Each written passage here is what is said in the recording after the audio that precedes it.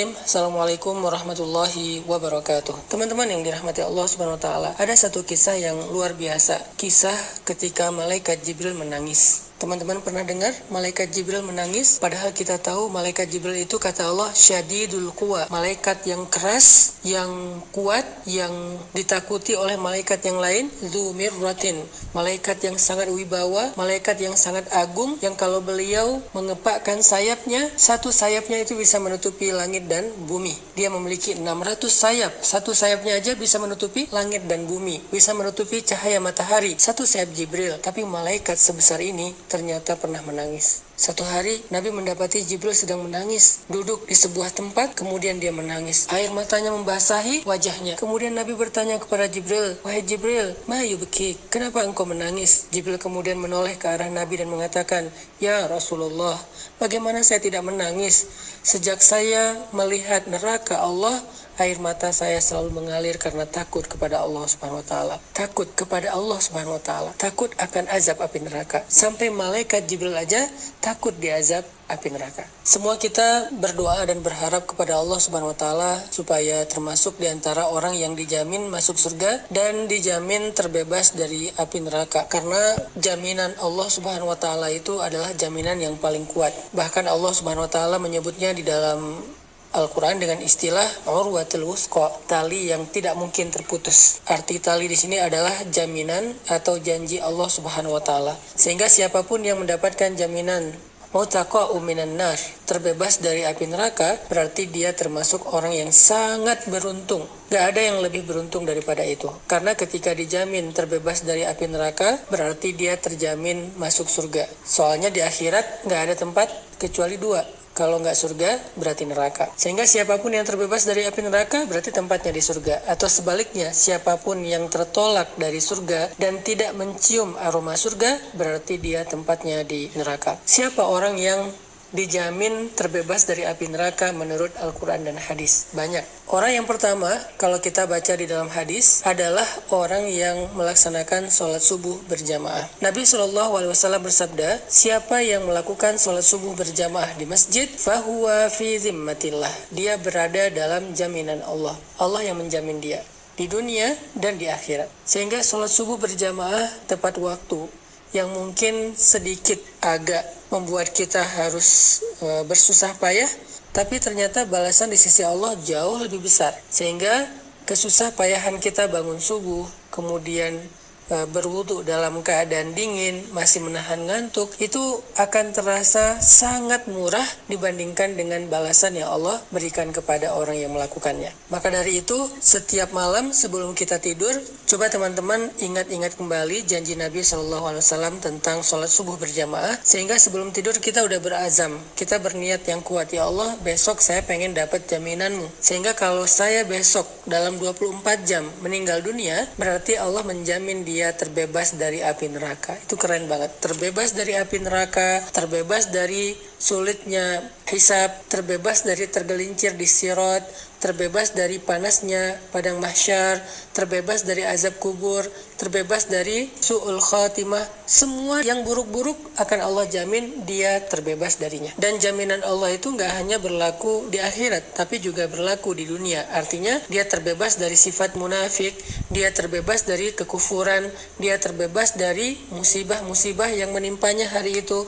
Sehingga siapapun yang pengen dapat jaminan fahuwa fi zimmatillah, dijamin, dilindungi oleh Allah Subhanahu wa taala, dan yang paling besar adalah dijamin dan dilindungi terbebas dari api neraka, maka sholat subuhlah berjamaah. Walaupun agak berat. Mungkin kita ngerasa subuh berjamaah itu sesuatu yang luar biasa, berat banget, malas banget, susah buka mata, dingin-dingin harus ke masjid. Tapi kalau kita bayangin ganjaran atau balasan yang Allah sediakan di balik ibadah itu, ternyata apa yang kita lakukan itu walaupun berat, sangat murah dibandingkan dengan balasan di sisi Allah. Mau dapat jaminan satu hari besok, sholat subuh berjamaah. Niatkan sebelum tidur. Yang kedua, orang yang dijamin terbebas dari api neraka adalah orang-orang yang melaksanakan ibadah Ramadan dengan maksimal. Dia melakukan ibadah puasa dengan sempurna, dia melakukan ibadah sholat tarawih dengan sempurna. Kemudian dia memperbanyak amal-amal sunnah di antara kedua ibadah ini. Di antaranya dia melakukan ibadah zikir, dia tilawah Al-Quran, dia sholat sunnah, dia memberi makan orang yang berbuka puasa, dia kemudian bersedekah, dan banyak lagi amal-amal soleh yang dia lakukan sepanjang bulan Ramadan, maka dia termasuk orang yang kata Nabi utaqa'u minan nar, dijamin terbebas dari api neraka. Ini jaminan yang susah banget untuk didapatkan kalau bukan karena Allah yang Maha Pemurah. Kalau bukan karena Allah Maha Pemurah, untuk terbebas dari api neraka itu susah banget. Bahkan neraka itu selalu merasa lapar untuk melahap manusia-manusia yang banyak dosa. Bahkan neraka itu mengatakan, hal min mazid, adakah tambahan? Aku ingin makan lagi, aku ingin makan lagi. Sehingga dengan kita berpuasa bulan Ramadan, melakukan ibadah sholat malam di malam-malam Ramadan, ditutup dengan Lailatul Qadar, dan kemudian diakhiri dengan takbir di hari Lebaran, mudah-mudahan kita termasuk orang yang terbebas dari api neraka, yang bahkan Jibril cemburu kepada kita. Siapa lagi orang yang dibebaskan dari api neraka? Dalam sebuah hadis Nabi SAW bersabda, tahukah kalian siapa orang yang hurrima 'alan nar, yang dibebaskan atau diharamkan bagi api neraka? Neraka haram makan dia, dan neraka itu termasuk makhluk Allah yang tidak makan kecuali apa yang Allah halalkan bagi dia. Siapa yang Allah halalkan bagi dia? Orang-orang kufur, orang-orang munafik, orang-orang yang durhaka, yang banyak melakukan kezaliman. Tapi ini ada orang yang hurrima 'alan nar, yang diharamkan bagi api neraka, sehingga api neraka nggak mungkin makan dia. Siapa orang yang hurrima 'alan nar, diharamkan bagi api neraka? Kata Nabi, orang yang hayyin, layyin, qaribin, sahlin. Orang yang hayyin, tenang, yang tidak mudah untuk mengeluh, berkeluh kesah, apalagi meratapi keadaan, meratapi takdir, meratapi musibah. Kedua, orang yang layyin, lemah lembut. Bahkan Allah Subhanahu wa taala menyuruh kepada Musa dan Harun ketika bertemu dengan Firaun, faqula lahu qawlan layyinan, ucapkanlah kepada Firaun ucapan yang lemah lembut.